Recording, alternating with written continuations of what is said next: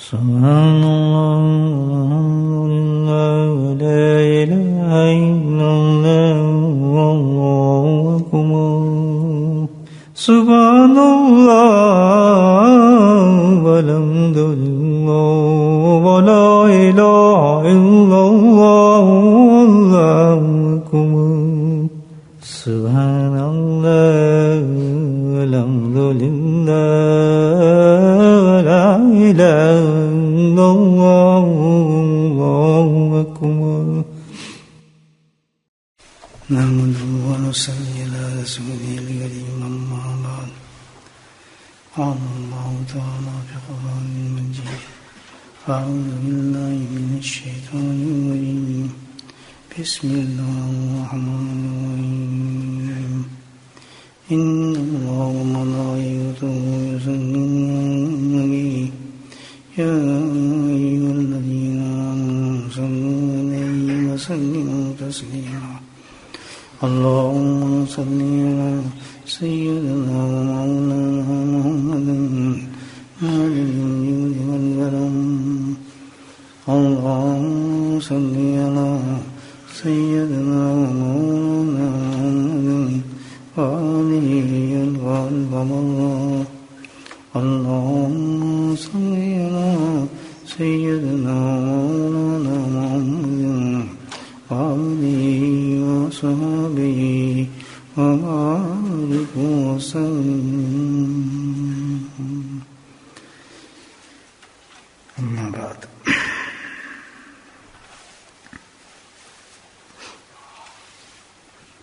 روز قیامت میں سب سے سخت وقت جو ہوگا آخرت کا وہ اللہ کے سامنے پیش ہو کر حساب دینا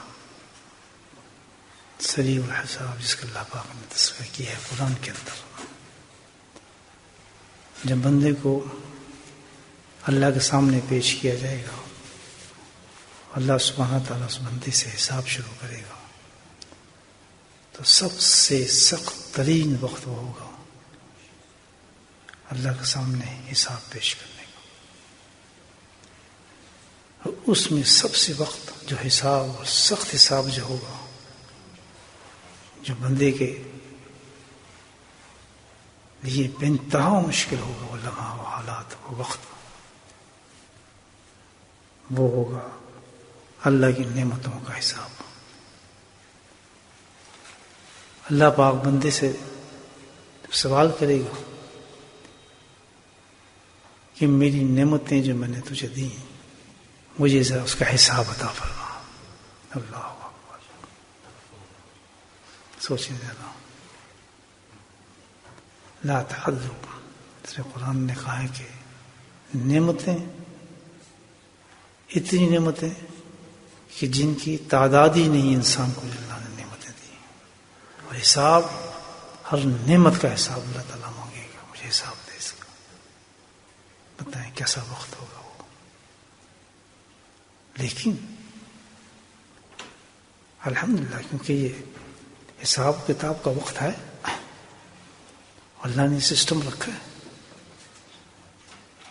جب وہ حساب لے گا وہ سسٹم بھی رکھا ہے پوچھے گا بھی تو یقیناً اس کا کوئی انتظام بھی اللہ نے کیا ہوگا یا نہیں کیا ہوگا انتظام تو کیا ہوگا اللہ تعالیٰ کو زیادتی کرنے والا تو نہیں ظلم تو نہیں کرے گا بندے سے اب آپ سوچیں ذرا کہ جہاں نعمتوں کا تعلق ہے جس پہ قرآن بھی کہتا ہے کہ لا تعتذروا شمار ہی نہیں کر سکتے تم میری نعمتوں کو تو اس کا بندہ حساب کیسے دے گا لیکن الحمدللہ اس موقع پہ ایسے انسان ہوں گے جو بغیر حساب کے بھی نکل جائیں گے سوچیں سب سے سخت ترین وقت حساب کا اور حساب میں سب سے سخت ترین وقت نعمتوں کا جواب کا نعمتیں اب دیکھ لیں آپ کہاں سے شروع کرے آدمی جسم سے شروع کرے، انسان اپنے وجود پہ تو نظر ڈالے، اپنی زندگی پہ نظر ڈالے. کوئی چیز بھی ایسی نہیں جو اللہ کی نعمت نہ ہو. مجھے بتائیں کتنا کڑا وقت ہوگا کہ انسان کو ہر نعمت کا حساب دینا ہوگا. آنکھ جیسی نعمت، زبان جیسی نعمت، ناک جیسی نعمت. جسم کے 360 اجزاء ہیں حدیث میں آتے ہیں، موٹے موٹے. ہر اجزاء جو ہے اللہ کی ایک بہت بڑی نعمت ہے. بھائیو ہم تو اپنی زندگی کو ایسے گزار رہے ہیں، ایسے بے حساب زندگی گزر رہی ہے کہ جیسے آپ دیکھیں نا 2 مکان ہیں آج کل، 2 قسم کے مکان ہوتے ہیں. ایک میں پانی کا میٹر لگا ہوتا ہے اور ایک میں نہیں لگا ہوتا ہے نا. جس گھر میں پانی کا میٹر نہیں لگا ہوتا وہ بے تحاشا پانی استعمال کرتا ہے، اس کو پتا ہے میٹر تو ہے ہی نہیں، کون آ کے پوچھنے والا ہے. اور جس کے مکان میں میٹر لگا دیا جائے نا، اس کو دیکھو بار بار وہ ٹوٹی بند کرتا ہے، کبھی کھولتا ہے، منع بھی کرتا ہے. کیوں؟ اس کو پتا ہے کہ اس میں میٹر لگ چکے ہیں. تو میرے بھائیو ہمیں زندگی ایسی گزارنی چاہیے کہ ہمارے اوپر میٹر لگ چکا ہے، ہم بے میٹر نہیں ہیں، میٹر لگ چکا ہے. یہ اس میٹر کا جو جب نکلے گا نا بل نہ معاف ہے، اس وقت پتہ چلے گا. اب یہ رمضان دیکھیں، عبادات میں نعمتیں گننا شروع کریں، کھانے پینے میں نعمتیں گننا شروع کریں. کون سی ایسا حساب ہے جس میں آدمی سوچ سکتا ہے کوئی؟ اب دیکھیں عبادت کی کتنی بڑی نعمت ہے ہمارے سامنے آنے والی ہے، جس کا اللہ کے نبی نے پہلے اعلان فرمایا کہ بہت عظیم مہینہ تم پر آنے والا ہے، جس کو امام الانبیاء سید المرسلین صلی اللہ علیہ وسلم جس کی تعریف مہینے کی ایسے کریں کہ عظیم مہینہ ہے. تو مجھے بتائیں اس عظیم مہینے کے ساتھ برکتیں کتنی ہوں گی، نعمتیں کتنی ہوں گی، اس کا حساب کیسے دیں گے؟ کیسے گزارنا ہے اس کو، کیسے کرنا ہے؟ آپ سوچیں کیسے لوگ وقت ضائع کر دیتے اس مہینے کے اندر.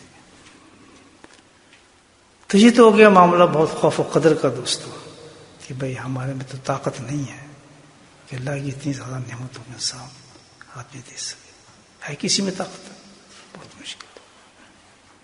لیکن جنت میں بھی جانا ہے، اللہ کو راضی بھی کرنا ہے، اس کا کوئی راستہ تو ہوگا. سارے راستے جتنے ملتے ہیں میرے بھائی، ایک بتاؤں آپ کو بات، نقطے کی بات سن لیں. جتنے بھی اللہ کے قرب کی، محبت کی، جنت کے، دوزخ سے بچنے کے، جنت میں ہائی درجات کے جتنے بھی راستے ملتے ہیں نا، غور کریں آپ. جتنے بھی راستے ملیں گے نا آپ کو، ایک چیز سے ملیں گے. وہ کیا ہے؟ نبی کریم صلی اللہ علیہ وسلم کی سنت پہ عمل کرنے سے. کی محمد سے فاتون نے تو ہم دے رہے ہیں، یہ جہاں چیز ہے کہ اللہ و قلم دے رہے ہیں. کوئی راستہ بھی آپ دیکھ لیں، سب راستے جو نکلتے ہیں وہ کہاں سے نکلتے ہیں؟ نبی اطاعت سے نکلتے ہیں، اتباع سے نکلتے ہیں. آئیں ایک سنت کو تلاش کرتے ہیں کہ اس سے ہم کیسے بچیں گے. اور سبحان اللہ، سنت ہی بچائے گی آپ کو، یاد رکھیں. جیماویں بچائیں گے، داڑھی بچائے گی، لباس آپ کو بچائیں گے. الحمدللہ آخرت میں کام آنے والی چیز جو ہے صرف یہی ہوگی. ایک مسواک کرنے کی اتنی بڑی قیمت ہوگی، الحمدللہ اتنے بڑی درجات ہوں گے کہ آدمی حیران ہو جائے گا. اس سنت کا اتنا انعام، آنکھوں میں سرما رکھنا، لگانے کا، سوچ کے کہ نبی پاک سرما لگاتے تھے، جب اس کا انعام دکھے گا وہ آخرت میں، منہ کھلے رہ جائیں گے انسان کے. اللہ ہم تو تہجد میں تلاش کرتے تھے، ہم تو فلاں نوافل میں اللہ کو تلاش کرتے تھے. اللہ نے تو راستے سارے کے سارے سنتوں میں رکھے ہوئے تھے، اور اللہ والوں نے یہی گر پایا ہے. کسی اللہ والے کے ہاں حاضری دیں، پہنچیں. اور سب سے بڑا جس چیز کا اہتمام کیا جاتا ہے، جس کی تبلیغ کی جاتی ہے، جس کو اپنے مریدین کو ٹرین کیا جاتا ہے، وہ کس چیز پر؟ سنتوں پہ کیا جاتا ہے. کلو یہی ہے، منتہی سے سب کچھ. قل ان کنتم تحبون اللہ فاتبعونی یحببکم اللہ. اللہ نے اعلان فرمایا. اور شیطان نے جو سب سے بڑا فتنہ پیدا کیا ہے، ہزاروں راستے کھول دیے، اور نبی ہوں گے سنت کے راستے کو چھپا دیا. آج کا دور ایسا ہے، اس راستے کو چھپا دیا اور بہت سے راستے کھول دیے، سب راستے بیکار ہیں. اب یہ جو میں نے بتایا کتنا بڑا وقت ہوگا کہ سب سے بڑا سخت وقت قیامت کا، اور قیامت میں سب سے بڑا وقت حساب کتاب کا، اور حساب کتاب میں سب سے سخت ترین وقت جو اللہ تعالیٰ انسان سے اس کی نعمتوں کا حساب لے گا. تو یہ کیسے آسان ہو جائے گا؟ ایسا آسان ہو جائے گا، ایسا سمجھے کس چیز سے ہوگا؟ وہ نبی کریم صلی اللہ علیہ وسلم کی سنت مبارک سے ہوگا. پچھلی دفعہ ایک سنت پہ بات کر رہے تھے، مجھے بات یاد آ گئی مکی مسجد میں. اس میں کچھ کنفیوژن ہو گیا تھا تھوڑا سا، شاید لوگوں کو اس میں میری بات میں ہو گیا تھا یا آپ کو سمجھنے میں ہو گیا تھا. ہم گھڑی پہننے کی بات کر رہے تھے مشابہت پہ، کہ جو جس کی مشابہت کرتا ہے اس کے ساتھ اٹھے. تو شاید دائیں بائیں کا تھوڑا سا چکر ہو گیا تھا گھڑی کے معاملے میں. تو میں شاید اس کی پھر تصحیح کر دوں آپ سے کہ عرف کے اندر عورتیں جو گھڑی پہنتی ہیں وہ دائیں ہاتھ میں پہنتی ہیں. عموماً عرف میں یہ سمجھا جاتا ہے کہ دائیں ہاتھ میں، سیدھے ہاتھ میں جو گھڑی بنی جائے وہ کس کی نشانی ہے؟ وہ پہننا مشابہت ہو جاتا ہے عورتوں سے اگر دائیں ہاتھ میں انسان پہنے. مرد جو ہے وہ بائیں ہاتھ میں پہنتا ہے. یہ کوئی سنت نہیں ہے یا کوئی ایسا مسئلہ نہیں ہے، لیکن یہ وہ ہے کہ عرف میں جو مشابہت بن جائے کسی، یہ عورت ہے، یہ رنگ عورت پہنتی ہے، یہ جوتے کا سٹائل عورت کا ہے، جیسا ہم نہیں پہنتے کارڈیگن، یہاں بٹن عورت کے لگیں گے. تو یہ ایک عرف کے اندر ایک چیز نشانی بن جاتی ہے کہ یہ جو چیز ہے کس کے لیے ہے؟ عورتوں کے لیے.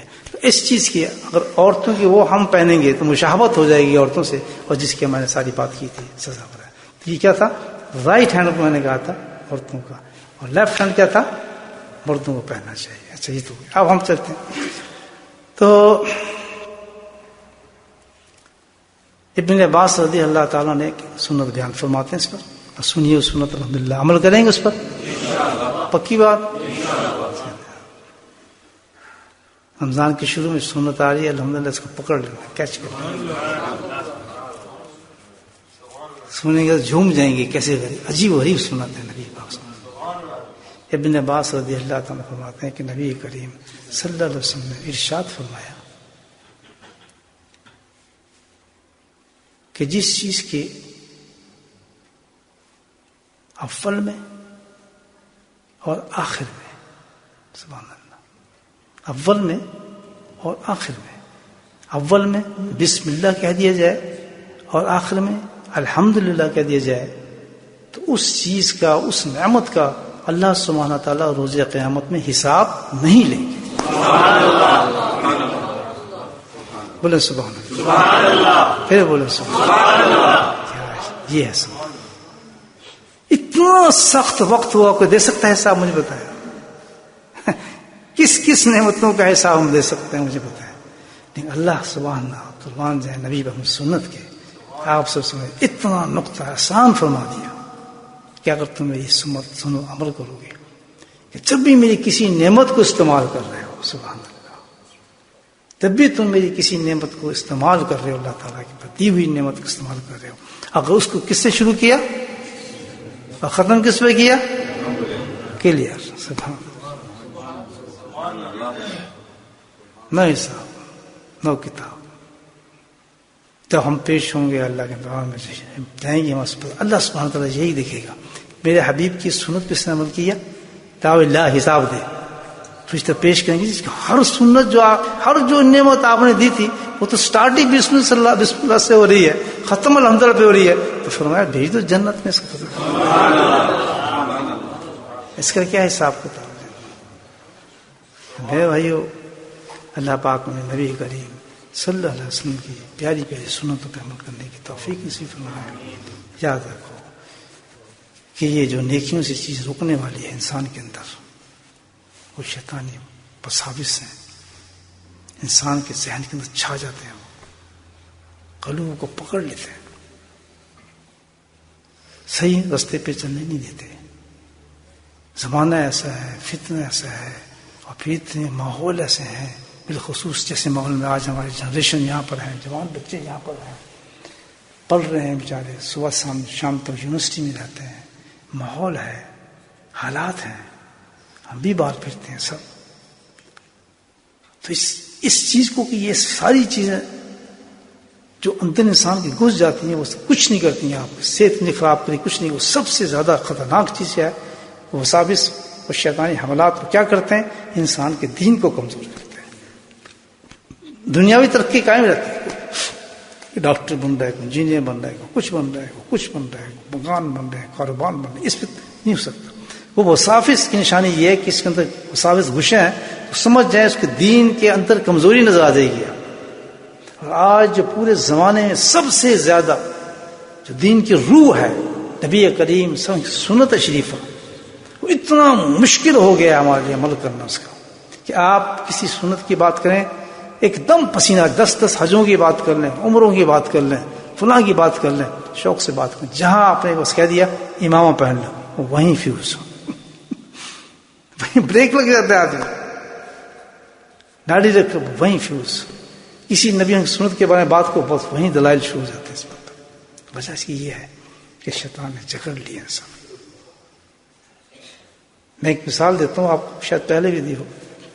حضرت مجدد حسین رحمۃ اللہ علیہ مجدد وقت نہیں ہے، وہ مجدد نہیں ہے 100 سال والے تو بہت آئے الحمدللہ ہمارے یہاں. حضرت رحمۃ اللہ بھی مجدد تھے، یہ 1000 سال کے مجدد ہے اور ابھی تک نہیں آیا ایسا.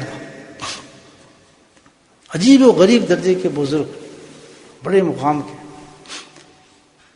تو یہ تھے خلیفہ حضرت باقی باللہ رحمۃ اللہ کے نقشبندی سلسلے میں. ان کا وصال ہو گیا.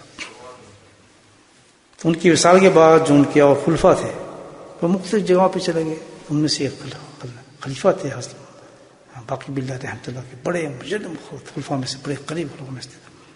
تو وہ تشریف لائے سرند شریف. بہت بڑے درجے کے آدمی تھے. تو حاضر ہوئے حضرت مجدد رحمۃ اللہ کے پاس اور انہوں نے عرض کی کہ شیخ تو میرے چلے گئے ہیں، اب میں اس نیت سے آیا ہوں آپ کے پاس کہ آپ کے پاس آؤں اور میں آپ سے رجوع کروں اور الحمدللہ مستفید ہوں آپ سے. تو کہنے کے بعد وہ بہت درجے کے تھے، کشف بھی تھے، کرامات بھی تھے. تو وہ تھوڑا مستی میں آئے، ایسے ہلے. جب وہ ہلے تو ان کی کرامت تھی، وہ زمین جو تھی وہ بھی ہلنے لگی. اتنے درجے کے بزرگ تھے. زمین جو تھی وہ بھی ہلنے لگی. تو حضرت مجدد صاحب نے کہا، اب دیکھا ان کی یہ کرامت دیکھی، کتنے درجے کے بزرگ ہیں اور وہ ہلے تو زمین بھی ہل رہی ہے. تو آپ نے اپنے ایک مریض سے کہا کہ بھائی جب میری مسواک رکھی ہے وہاں پہ ضرور مسواک لے آؤ. یہ مجدد کہ جب وہ میری مسواک ہے میری مسواک کو لے آؤ. اس مسواک کو جو لائے تو وہ زمین ہل رہی تھی، آپ نے اس مسواک کو زمین پہ رکھا تو زمین رک گئی. تو ان کو بھی ہوش آ گیا. تو انہوں نے ان کا نام لکھ کے کہا کہ دیکھو بات یہ ہے بھائی، آپ نے تو اپنی کرامات دکھا دی کہ آپ جھومے تو یہ سب زمین بھی جھومنے لگی. تو کہنے ہمارے ہاں تو کرامات وغیرہ کوئی ایسی نہیں ہے، ہم تو بس ایک ہی چیز رکھتے ہیں اور وہ ہے سنت نبی کریم صلی اللہ علیہ وسلم، اور ہمارے پاس کچھ نہیں ہے. تو یہ بھائی اتنے بلند بڑے درجے کے لوگ آپ دیکھیں، ان کی زندگی میں کیا تھا تو اور کچھ بھی نہیں ہمارے پاس کشف و کرامات. ہمارے پاس تو ایک ہی ہے کہ ہم نے زندگی جو گزاری ہے نبی پاک کی اطاعت اور سنت میں گزاری. اللہ پاک ہمیں اس کی توفیق دے. ہم طالب علم ہیں، اللہ کے قرب میں جانا چاہتے ہیں کہ ذکر اذکار اس لیے تو کرتے ہیں کہ ذکر کیوں کرتے ہیں؟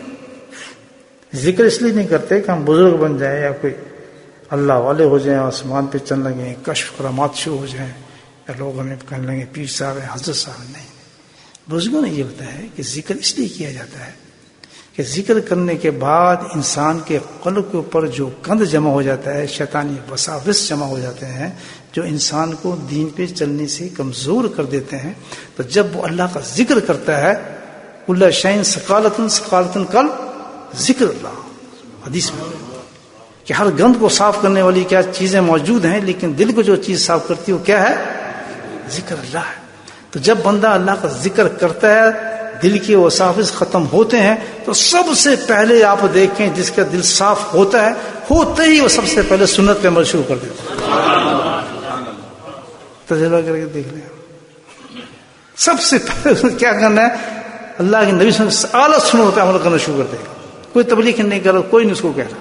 تو یہ نشانی ہے انسان کی دل صاف ہونا شروع ہو گیا ہے الحمدللہ.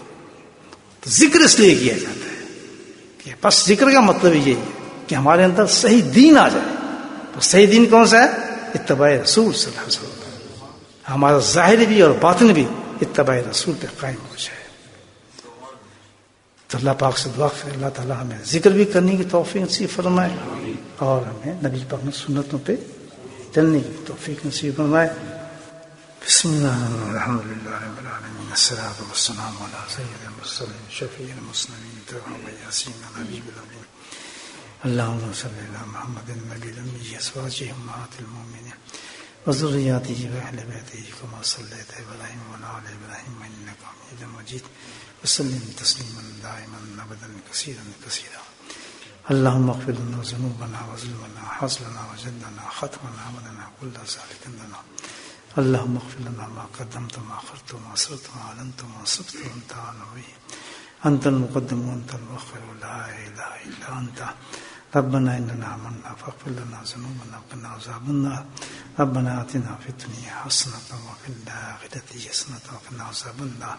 وقنا عذاب القبر وقنا عذاب الحشر وقنا عذاب الميزان وادخلنا جنة مع الأبرار يا عزيز يا غفار يا رب العالمين. ربنا ظلمنا أنفسنا وإن لم تغفر لنا وترحمنا لنكونن من الخاسرين. ربنا لا تزغ قلوبنا بعد إذ هديتنا وهب لنا من لدنك رحمة إنك أنت الوهاب. يا مصرف القلوب صرف قلوبنا على طاعتك. اللهم ثبتنا الإيمان وأمتنا الإيمان واحشرنا يوم القيامة مع الإيمان. اللهم اهدنا الصراط المستقيم. اللهم اهدنا الصراط المستقيم. اللهم اهدنا الصراط المستقيم. اللهم استعملنا بسنته ونفعنا بمحبته واشرنا في زمرته يا كريم. اللهم أعنا على ذكرك وشكرك وحسن عبادتك. ربنا هب لنا من أزواجنا وذرياتنا قرة أعين واجعلنا للمتقين إماما. اللهم رب ارحمهما كما ربياني صغيرا. یا اللہ ہمارے ماں باپ کو بخش دے. یا اللہ ہمارے ماں باپ کو بخش دے. یا اللہ ہمارے ماں باپ کو بخش دے. اللہم رب ارحمہما کما ربیانی صغیرا. اللہم رب ارحمہما کما ربیانی صغیرا. اللہم رب ارحمہما کما ربیانی صغیرا. اللہم اغفر لنا ولوالدینا واستاذینا ومشائخنا وجميع المؤمنين والمؤمنات والمسلمين والمسلمات الأحياء منهم والأموات برحمتك يا أرحم الراحمين. سبحان ربك رب العزة عما يصفون وسلام على المرسلين والحمد لله رب العالمين.